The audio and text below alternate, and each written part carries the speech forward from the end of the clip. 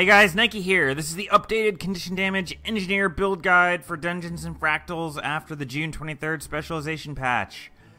Condition Damage Engie has received some major DPS boosts this patch, and its DPS is now superior to many other professions' best Berserker builds. Well, the only reason that this isn't actually the meta build for Engineer is because the Berserker Engineer got buffed even more. Overall, Condition Damage Engineer is extremely viable, and has enough DPS that I wouldn't feel bad running one in group play with a few modifications, although it is specifically excellent in solos, duos, and trios. The Condition Damage Engineer build, designed, as I said, primarily for low-man dungeon and fractal play, but it does contain enough utility to be useful in group play as well. In addition to extremely powerful DPS, it can also contribute vulnerability stacking to the team, might stacking, and stealth stacking. So let's get into it. Alright, let's talk gear. The current gear I recommend, we want Sinister Trinkets, as many as you can get from the Living Story or Silver Waste. For back piece, there is no Sinister, so I recommend Rampagers to give us the stats that we want. For armor, we're going to go with Sinister Armor with Superior Rune of the Aristocracy. Superior Rune of the Aristocracy gives us condition damage and might duration, and might equals more condition damage and more power. And the number 6 ability of when you use a healing skill, gain 3 stacks of might, really works super well with the healing turret that we use as part of our DPS rotation. So it works out to be just way tons of might, and as you'll see, this build is capable of sustaining some absolutely ridiculously high amounts of might. For weapons, currently recommend Pistol, with both pistols being givers. We want your main hand pistol to have Sigil of Strength, which will give you a 60% chance for might on crit. Our backup pistol is going to have Superior Sigil of Battle.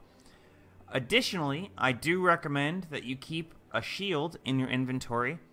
For particularly challenging boss fights, you want to probably have Sigil of Energy on your shield.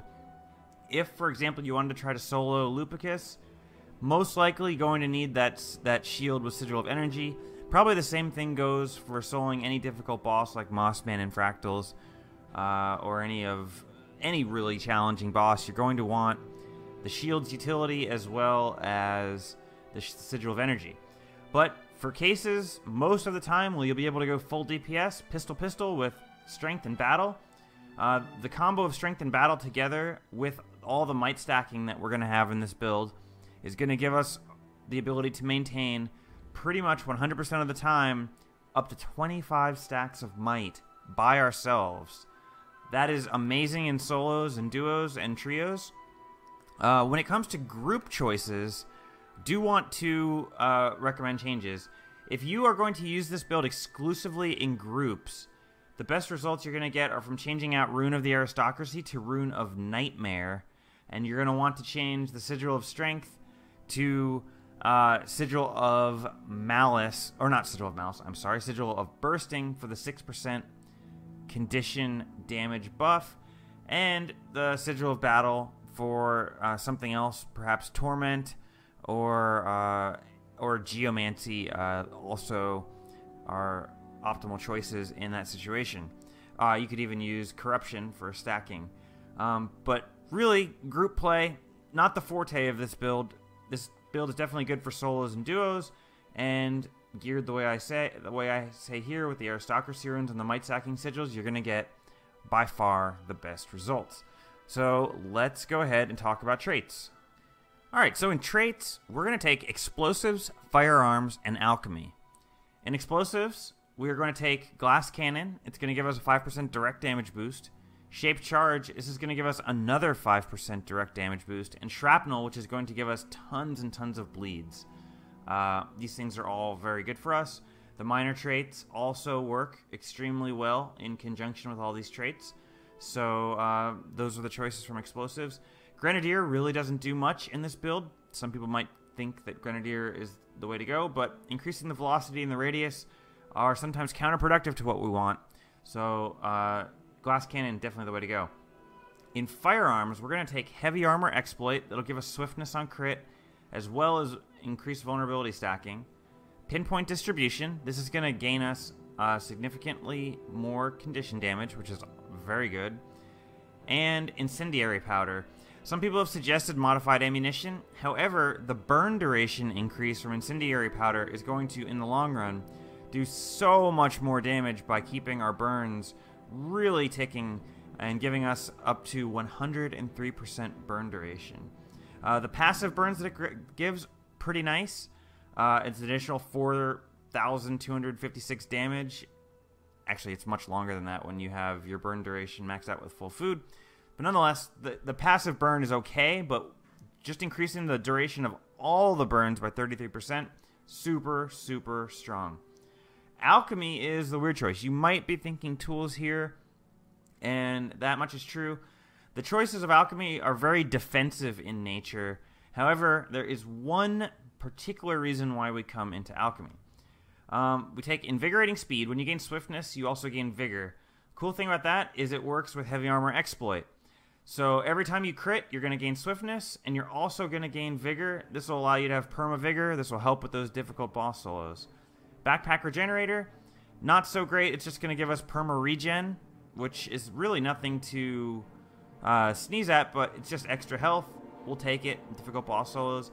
And at the Grandmaster level, we're going to take Stimulant Supplier, which is going to be great when we use our healing turret. It will work in conjunction with Stimulant Supplier that will give us some Fury. So all very good. The main reason to go to Alchemy, though, is Alchemical Tinctures. We don't really care about the elixir throwing part, but what's important here is the duration of all boons increased by 20%. In conjunction with our Aristocracy runes, you'll see that our might duration is 65%. 65% might duration in combination with all the might stacking that this build has, as well as the might you get when you activate a healing skill, is going to give us ridiculous might stacking capabilities and is really going to increase our DPS in the long run. So I would definitely recommend that everyone check out Alchemy just for the extra 20% boon duration, which is going to work out to a ton more condition damage and a ton more power.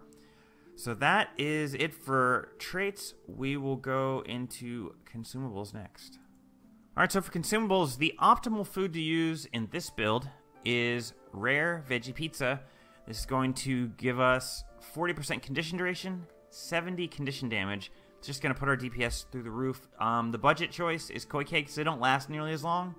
They only last for about 66% of the duration of Rare Veggie Pizzas, but they cost a bit less. Koi Cakes, pretty good if you're on a budget. For the consumable nourishment, Toxic Focusing Crystals are absolutely by far the best. 100 condition damage and another 10% condition duration. With these two foods together, the Focusing Crystals and the Rare Veggie Pizza, it puts our bleeds and our burns up to 100% duration, which is exactly where we want to be to maximize our DPS along with our Giver's weapons. Perfect, capping everything out. Budget choices, you can use Super Veggie Pizzas.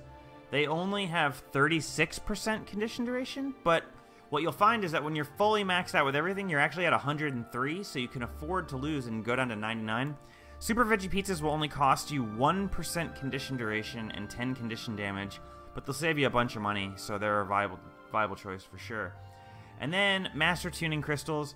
These are not anywhere in the same league as good as Toxic Focusing Crystals, but if you are on a budget, Master Tuning Crystals are a completely viable choice. So that is it for the consumables, and we'll talk about skills. Alright, let's briefly touch on our slot skills. For healing, we're going to take Healing Turret. Healing Turret works great in this build. It's going to be a nice heal for us, as well as a Blast Finisher. The Blast Finisher is going to give us 3 stacks of might when we detonate it in our fire field. Additionally, in conjunction with our superior rune of the Aristocracy, Healing Turret's going to give us 3 additional might when we use it. So Healing Turret really is going to do it all for us. Our utility skills is Grenade Kit, Bomb Kit, and Tool Kit. These are your default choices. They give us significant condition damage, as well as utility, stealth, snares, might stacking, pulls, and on-demand invulnerability. These are all really powerful things when you are doing solos, as well as even group play. And our elite skill is Supply Crate. It is also a blast finisher. The turrets can be detonated for more blast finishers, and it's a CC. If you feel you don't want Supply Crate, you can try Mortar Turret. Even using the Orbital Strike in your fire field as a blast finisher is going to be kind of a DPS loss in this build. It's not really worth doing. So I advise Supply Crate, but hey, if you like Orbital Strike, feel free to use Mortar Kit. None of the Mortar skills are going to be exceptionally good in this build. The Poison Gas Shell is okay, but it's not really worth using in the rotation, I don't think. And it's just a bit more to micro.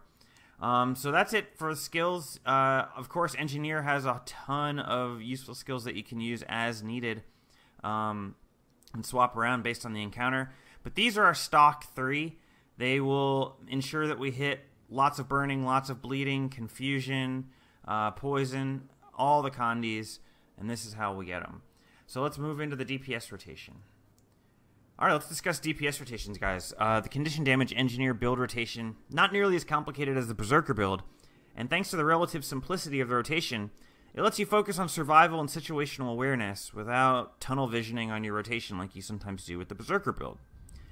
You're going to want to begin each fight with Grenade Barrage, followed by Big Ol' Bomb, swap to Bomb Kit, drop Firebomb, Concussion Bomb, Healing Turret, and then you're going to want to detonate your Healing Turret in the fire field. Then you'll immediately swap to Toolkit, use Pry Bar, and that is our basic Might Stack Burst. Pry Bar not really part of the Might Stack Burst, but that's just the best time in the rotation to use it. Alright, after we use Pry Bar, we're going to go into sort of the Condi portion. After you swing with Pry Bar, you swap to Grenade Kit. You're going to do a Shrapnel Grenade, a Freeze Grenade, and a Poison Grenade. Drop your Grenade Kit, go to Pistol, and go through skills 4, 3, and 2. Then you will go back to Bomb Kit, drop a Firebomb, then back to Grenade Kit, and you're going to want to Shrapnel and Auto-Attacking Grenade continuously until your Grenade Barrage and Big Ol' Bomb come off cooldown, and then repeat. So just hearing me say that, it sounds way more complicated than it actually is. You can repeat that rotation endlessly and get very good results. I'm going to show you a quick clip of me doing that rotation against the Indestructible Golem.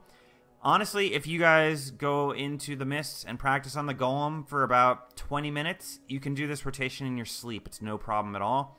So I encourage you guys to give it a try.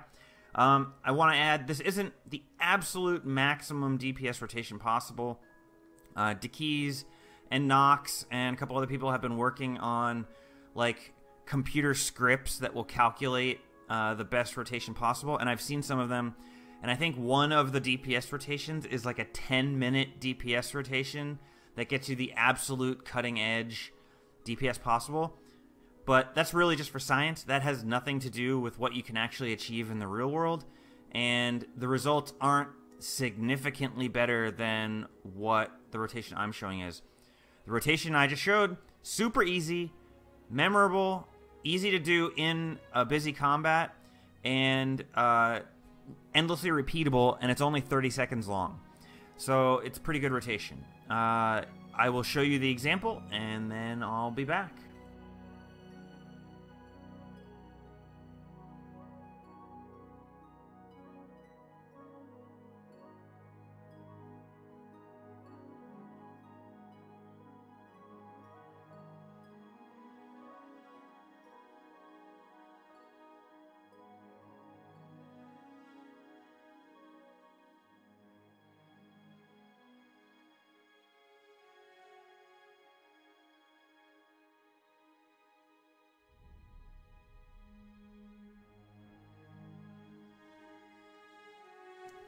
Alright guys, so that's it. That is the updated Condition Damage Engineer build, and I would be happy to answer any questions you guys have in the comments below. or if there's any super experienced NG soloers out there that want to give any tips, be happy to take a look at those. That's basically it. I will see you guys next time. Thanks for watching.